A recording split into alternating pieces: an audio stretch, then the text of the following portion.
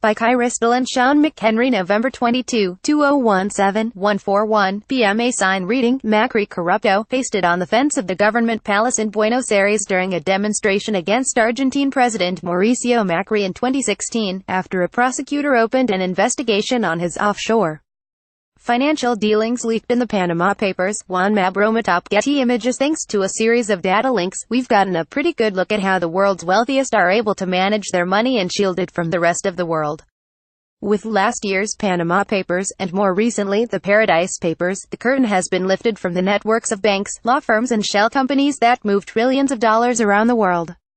Jake Bernstein was a senior reporter for the International Consortium of Investigative Journalists when they first reported on the Panama Papers. In his book, Secrecy World Inside the Panama Papers Investigation of Illicit Money Networks and the Global Elite, he tells the story of this reporting, and of the complex web it revealed. Marketplace host Ryssdal spoke to Bernstein about his reporting. An edited transcript of their conversation follows. Ryssdal: I know it's only been a couple of years, but would you remind us what the Panama Papers were? Jake Bernstein: Absolutely. The Panama Papers was a massive leak, more than 11.5 million documents coming from a Panamanian law firm called Mossack Fonseca. And the leak showed all kinds of extraordinary things. There were a number of political leaders, including the Prime Minister of Iceland. There were lots of very wealthy people and really 40 years of information on how the offshore world works. Ryssdal: and you, as a senior reporter at ICIJ, had the time and the resources to dig into these things. First of all, were you surprised at the scale of the, I don't want to say malfeasance, I don't want to say wrongdoing, but of the enterprises, I guess, that were engaged?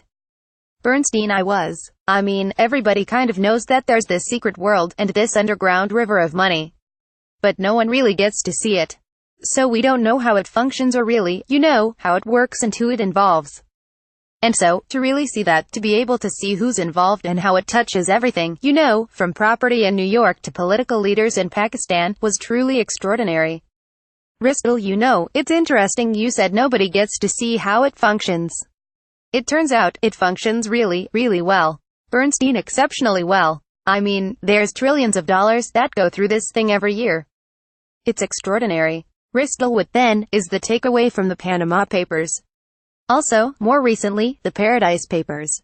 A different law firm, a different clientele, if you will, but sort of the same subterranean river of money. It's there. We all know it's there. And yet it continues. Bernstein: I mean, the takeaway, I think, is the desperate need for more transparency. We have to have a better sense of what's going on in these tax havens, secret bank accounts. There needs to be more information exchanges between different governments. What the Paradise Papers, the latest leak, really showed is that a lot of this behavior is completely legal. Nonetheless, it is very detrimental to society. Ryssdal: We have to say here, though, that President Obama, when the Panama Papers came out, I don't know that he promised, but he certainly said he would crack down on offshoring. And he didn't do any of that. Bernstein: He didn't do much, that's for sure. The U.S. Treasury Department sat on a rule affecting anonymous bank accounts. They sat on that for several years, and what they came out with at the end of the day was this very watered-down rule. And the reason is that there's a huge number of vested interests that don't want the status quo changed. These are lawyers, these are secretaries of state. These are people who are benefiting from this system. Ryssdal: And also, and this is going to get me some letters, emails and mean tweets, there are arguably more pressing priorities, governmentally. Bernstein: I mean, pick your priority. This one touches everything. They say that as much as $70 billion a year in tax revenue is shifted from corporate profits to tax havens in the United States every year. So, that's a lot of money that could go for healthcare, go for infrastructure. This, in some ways, does really touch everything. Follow Ryssdal at @Ryssdal.